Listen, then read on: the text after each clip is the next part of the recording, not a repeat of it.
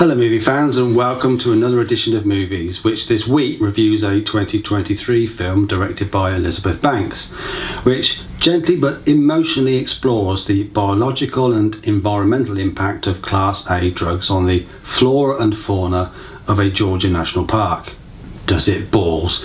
It is directed by Elizabeth Banks, but as she is responsible also for Charlie's Angels reboot and Pitch Perfect 2, you kind of know your first thought here wouldn't be David Attenborough. And anyway, you've probably seen the trailer for the movie, which scores a perfect bullseye, pitching the film at the comedy horror market, c.e.g. Zombieland, Scream, Tucker and Dale vs Evil, or Slither, starring, ironically, Elizabeth Banks, showing she has form in this neck of the woods, both as a director and as an actor. Before getting further, let's just pause a moment for a big round of applause for the late great Ray Liotta, whose last film this was.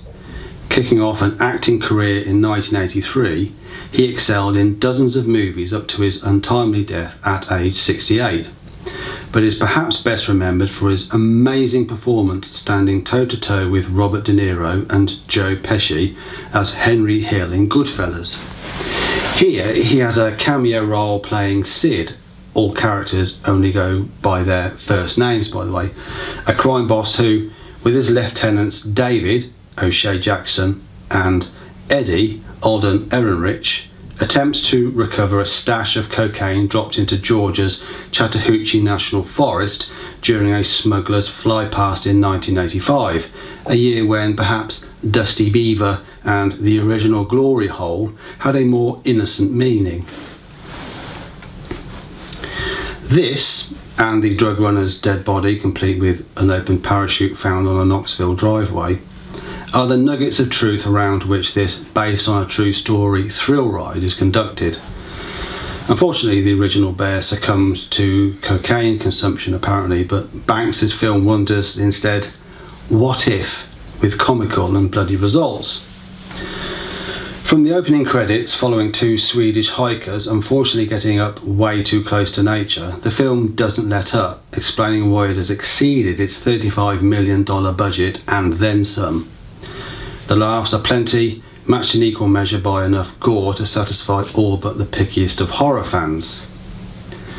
The film is accompanied by an excellent soundtrack. Jane, Jefferson's Starship, Depeche Mode's Just Can't Get Enough, and a Push T remix of Grandmaster Flash's White Lines are particular standouts, which perfectly complements the vibe of the movie, and the cast are given just enough to play with to make their appearance a decent and engaging watch, including central and thankfully exceptional performances by Brooklyn Prince as Dee Dee and Christian Convery as Henry, two children lost in the park and being searched for by Dee Dee's mother, Sari, played by Kerry Russell, Jesse Tyler Ferguson's naturalist Peter, and Margot Martindale as Ranger Liz.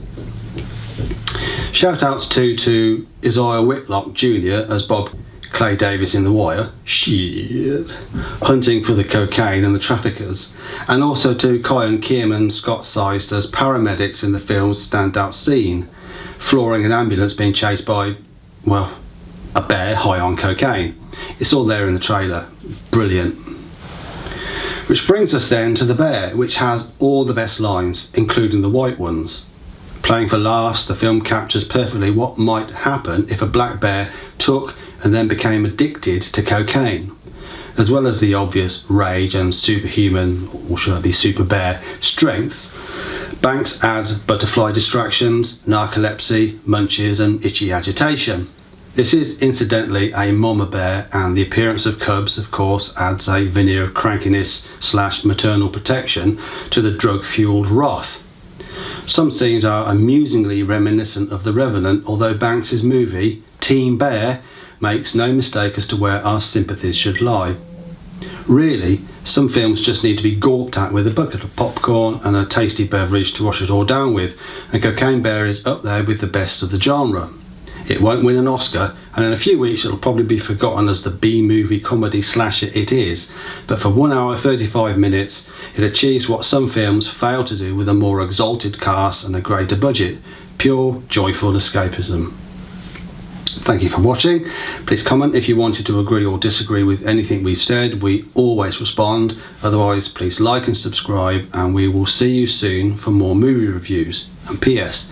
The editorship would like it be known that no bears were harmed during the making of this movie. The body count, however, was significant.